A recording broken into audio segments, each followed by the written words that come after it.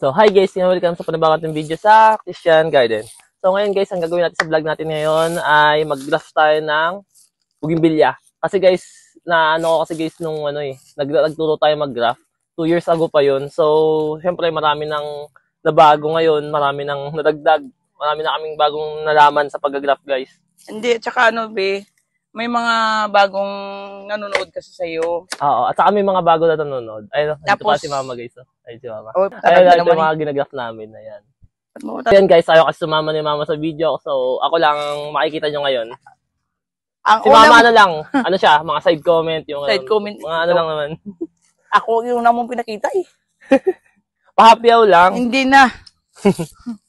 Ganyan so, okay guys, ang pinakakailangan talaga natin dito is rootstock, saka sayon. Gagawin lang natin siya maiksi guys. Bibilisan lang natin. Ano yung nilagay mo? Ano to? Ito isa Sophia Indiana. Kasi ito isa Arjuna. Ang ganda ng Arjuna. Pero hindi ko sila pagsasamahin. Magkano sila? Hiwalay. Kumbaga dito lang sa isa na to. Sophia Indiana lang ilalagay natin. Pero siguro 3 or 2 ang idudugtong natin. Kasi guys, itong dalawa, hindi sila masyado maganda pagsamahin. Kasi umahaba sila pareho guys. Hindi ko sila gustong pagsamahin dalawa. Pwede naman pwede naman sila pagsamahin kasi pareho sila humahaba. Kaya lang, halos ang ano nila. Diba guys, sabi ko sa side comment si Mama eh. Ayaw na sumama sa vlog pero ang dami niyang sinasabi. Alam ko, kung gusto mo mag-video na hindi ako magdala. Okay lang, tama lang yan. Para... Ganun naman talaga. Kasi ganyan ka naman talaga eh. So ngayon guys, mo talaga ako eh. Baka nagtataka kayo bakit yung rootstock natin is ganito na kalbo. Para sa mga bago nanonood. Kasi guys, ganito talaga ang itsura niya. Ayan. Ganito yung rootstock na ginagamit namin. Dapat guys, pagka namili kayo ng rootstock, kita yung mga ugat. At least may mga ugat na siya na lumalabas. Para sure guys na marami na siyang ugat dito sa ilalim. Dapat ganito ang piliin nyo. Tapos, tingnan nyo rin yung rootstock niya. Kung makinis, walang sira. Kasi kadalasan nito guys, pagka tinatanim to, tinatamaan ng pala, nasasagi, nasisira dito, nawawakwak. Iwasan natin mamili ng ganong rootstock kasi nakaka-apekto yun sa pagtubo ng sayo natin. So dapat guys, number 1 talaga, piliin nyo yung makinis, yung walang sira. Sa ibang vlog natin guys, i-explain ko sa inyo yung mga rootstock ng magandang dugtungan. Ayan. Bakit? Wala naman ako maling sinabi. So, ayun. Kaya ganun yung tsura noon. Kinalbo natin siya. Ayan, no. Yung ganito. Tatanggalin natin to lahat. Lahat to. Ito mga dahon. Ayan. Kailangan nyo tanggalin yan. Hindi natin to kailangan. Kasi ito yung sa original na puno. So, kadalasan kasi sa ginagamit talaga pa nag-graft is local yung rootstock. Bakit siya local? Hindi tayo gumagamit ng mga imported o ano. Kasi guys, yung mga imported ngayon na bougainvillea, kadalasan ang lumalabas, ang puno nila is mga payat. Hindi tulad sa local. Ang local kasi guys, mabilis siyang humaba, mabilis siyang lumaki. Tsaka hindi siya maselan kasi babe. Hindi siya maselan guys. At saka matibay ito sa mga guys. Kahit na itanim mo lang to, matibay ito siya. Hindi tulad ng mga imported, medyo maselan sila at saka hindi lumalaki talaga yung puno. Yung mga blueberry ice, pink patch, yan, hindi sila lumalaki ng ganito kalaki. So, kung lalaki man sila ng ganito kalaki, na ganito kalaking puno guys matagal. Super siguro, tagal. Na lang, maganda siguro ang yung tawag nila, yung media na gamitin. Oo, nagkakatalon lang sa mga media. So, yun guys, ito, nakalbo na natin to. Ayan nakalbo na natin siya. Ngayon, tapos natin i-prep yung hindi pa pala ito tapos. Kailangan pa pala natin hirap naman ng ko. Ng ilaw. Ilaw ko, bakit kasi ganyan? Guys, kailangan natin putulin tong nasa ibabaw. Ito, dito. Kasi tuyo na kasi tong nasa ibabaw nito guys. So, kailangan natin yung fresh yung bago pa.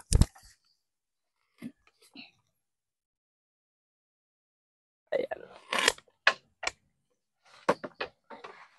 Ayan, ganito yung magiging itsura niya. Kung mapapansin nyo, may mga parang buhok-buhok or may parang hindi pa maayos yung pagkaputol dito, kailangan natin linisan yan. Kailangan natin dito ng guys sa pag-graft, kailangan natin ng cutter. Grafting tape. Tapos, yung pambalot natin. So ito guys, okay lang kahit walang tissue. Kahit na Mainit na plastic din sa lang atin. siya. Ayan. Kahit ganito lang guys, okay na.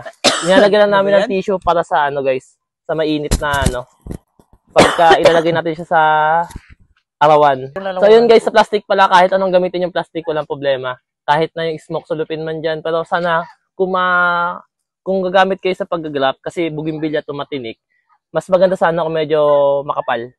Makapal yung plastic niya.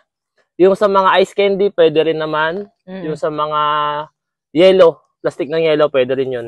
Maraming gumagamit dyan. Pili lang kayo ng ano, makapal-kapal. May mga brand naman ng yellow na makakapal, tapos matitibay talaga. Kasi guys, kailangan maiwasan natin yung pagsingaw nung bougainvillea. Yung sa ano, pagsingaw nung pagbalot natin. So, yun, linisan muna natin to guys.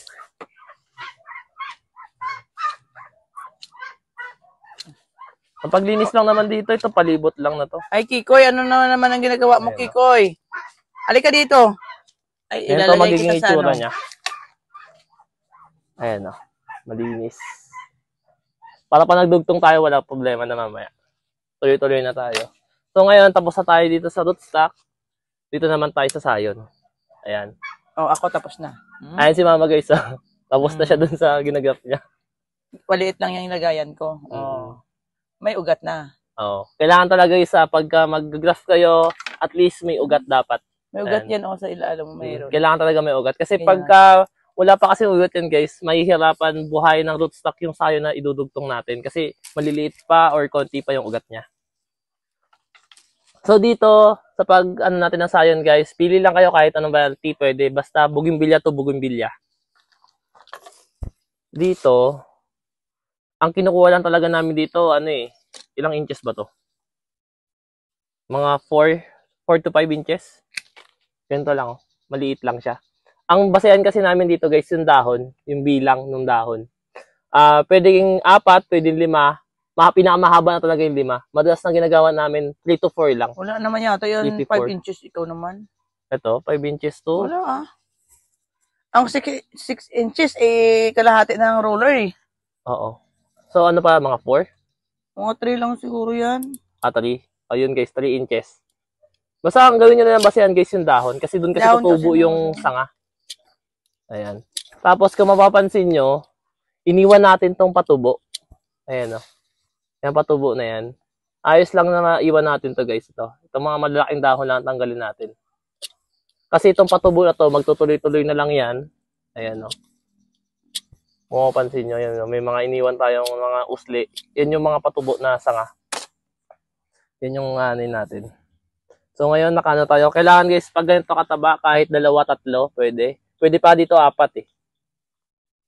Pag si mama pa nito naggawa guys, 5 pa yan. Kung ano, Maganda. kung hindi. Kung Maganda, oo. Kung makinis siya tapos walang sira sa ilalim. Mm-mm. Tapos ang gagamitin kong mga ilalagay, ikuan siya.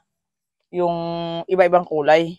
Oo. Pero kung isang variety lang naman ang ilalagay ko, 3 lang.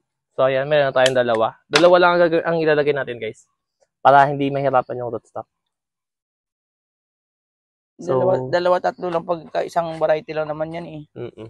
Kailan naman tayo So ayan, naglalagay kailangan din ng- natin ng blade. Ayan, yung blade guys. Yung iba kasi ang ginagamit talaga grafting knife. Pero kasi mahirap. Nahirapan ako. Nahirapan din kami ni mama. Grafting knife. Tapos yung iba naman, ang ginagamit yung ganito, cutter. Pwede rin siya pero nahihirapan pa rin kami. Mas madali talaga pag itong blade. Medyo ingat-ingat lang kasi matalim to. So, wala pa siyang hawakan. Ganito lang oh.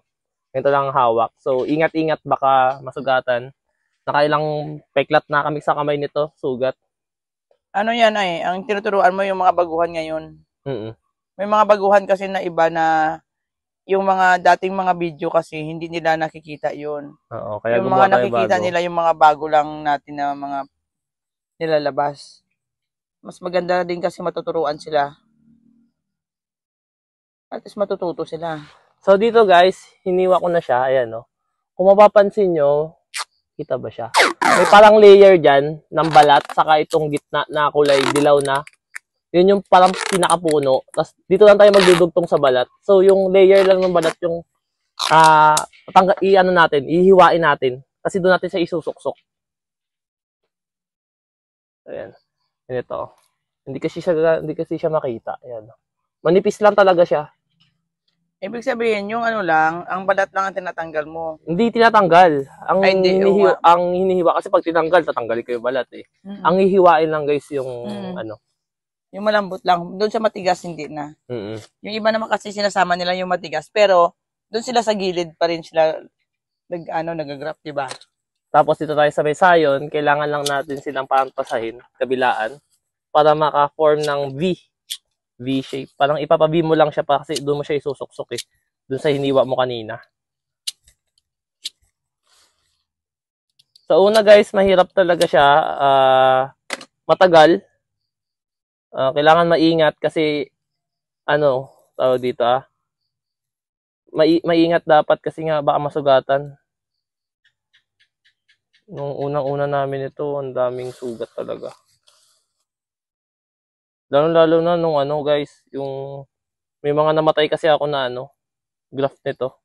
Kasi nga 2 years akong huminto sa pag-graft kasi nga pumasok ako sa school. So nanibago ako nung nag-graft ako ulit. Kaya kahit ako may namamatay din sa akin guys. Hindi 100% buhay yung mga graft namin. Lahat na nag-graft niya yan. Ayan siya. Ganito yung magiging itsura niya. Ayan Kita niyo ba? Hindi naman lahat perfect eh. Sa may balat lang talaga natin siya sinuksok. Din ngayon sa kabilang kabilang side.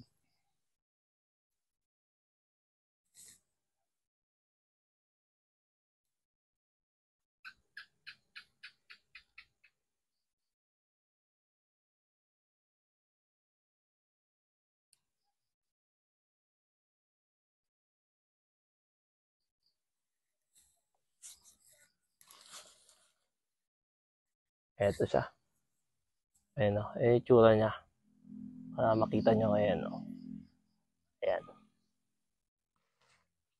Mas manipis dito, mas okay, tas mas mahaba yung part na nabalatan. Kailangan guys, lahat ng binalatan nyo, kailangan mailubog nyo siya. Hindi pwede na hindi nyo mailubog lahat ng binalatan nyo kasi pwedeng mabulok yun. Or mamatay. Masira.